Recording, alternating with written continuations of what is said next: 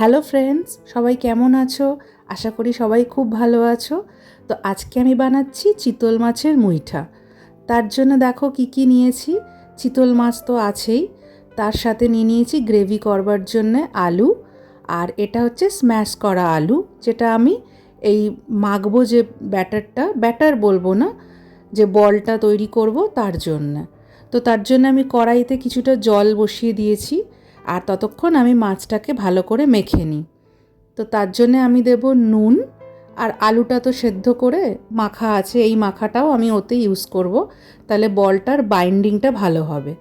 তো এতে আমি দিয়ে দিচ্ছি আদা রসুন বাটা, সেটা আন্দাজ মতো দিতে হবে। আদা রসুন বাটা দিয়ে দিচ্ছি, আর দেব একটু হলুদ গুঁড়ো আর একটু লঙ্কার গুঁড়ো। চাইলে তোমরা এখানে একটু কাঁচা লঙ্কাও দিতে পারো।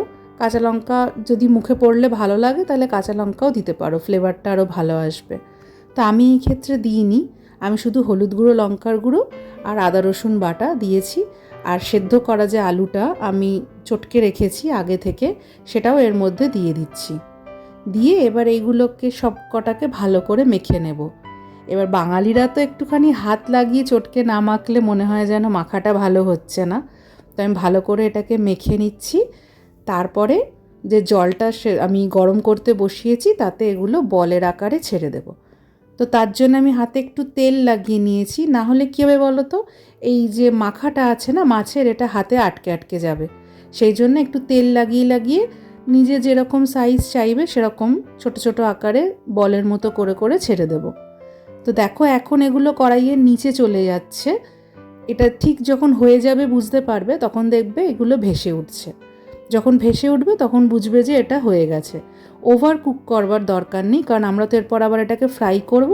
তো এখন এগুলো নিচে চলে যাচ্ছে, এবার দেখবে তোমরা এগুলো ভেসে উঠবে। দেখছো কি সুন্দর ভেসে উঠেছে, যেন সেই রসগোল্লার রসে যেরমভাবে রসগোল্লা ভাসে ওরমভাবে ভেসে উঠেছে। এবার আমি সবকটা বল করে নিয়েছি, আর দেখছো কীরকম স্পঞ্জি হয়েছে, এরকম স্পঞ্জি হবে। তো এবার আমি এই স্টকটা কিন্তু রেখে দিয়েছি, যেটা মাছ সেদ্ধ করা জল, এটা গ্রেভি করবার সময় আমি ইউজ করব। তো এখন আমি তেল গরম করে কড়াইতে এই বলগুলোকে ভেজে নিচ্ছি। তবে ডিপ ফ্রাই করছি ঠিকই, কিন্তু ওভার ফ্রাই করবে না, তাহলে আবার ওটা রবারের মতো লাগবে। কারণ অলরেডি বয়েল করা আছে, হালকা করে একটু ভেজে নেব। তো নুন হলুদ কিছু দেওয়ার দরকার নেই, কারণ অলরেডি এর মধ্যে দেওয়া আছে।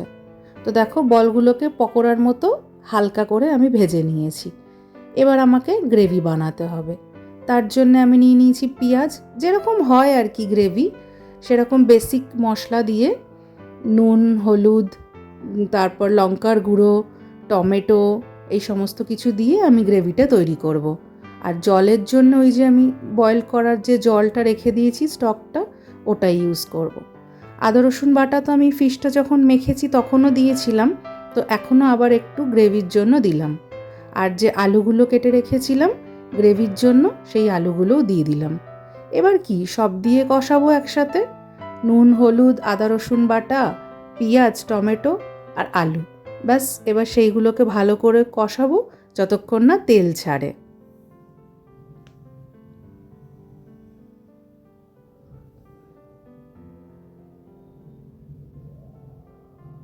দেখছো এখন কতটা কষে গেছে, সুন্দর তেল ছেড়ে দিয়েছে। পেঁয়াজগুলো পুরো গলে যেতে হবে, নালে চেয়ে চেয়ে থাকবে, ভালো লাগবে না। এবার আমি এই যে সেদ্ধ করা জলটা রেখেছিলাম, এই জলটা আমি এবার এখানে ইউজ করব। যতটা আমার গ্রেভি লাগবে আর কি। প্রথমে জলটা বেশি দিতে হবে, কেন কি আলুটাও সেদ্ধ হতে হবে, আর ফিশ বলগুলোও ভালো মতো ওর মধ্যে ফুটবে। তারপর নিজের প্রয়োজন মতো আমি ওটাকে কমিয়ে নেব জলটা। তো দেখো এবার নামাবার আগে আমি একটু গরম মশলা দিচ্ছি। ঘিটা আমি দিতে ভুলে গেছি, একটু ঘিও দিতে পারো, স্মেলটা ভালো আসবে। তো আমি গরম মশলা গুঁড়ো দিয়েছি, আর একটু ধনেপাতা দিয়ে দিচ্ছি ওপর দিয়ে গার্নিশ করবার জন্য।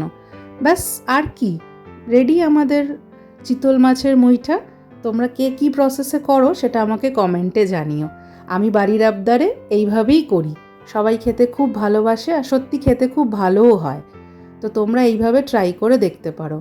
তো যদি এই ভিডিওটা ভালো লাগে তাহলে একটা ছোট্ট লাইক করে আমার পেজটাকে ফলো করে নিও, চ্যানেলটাকে সাবস্ক্রাইব করে নিও।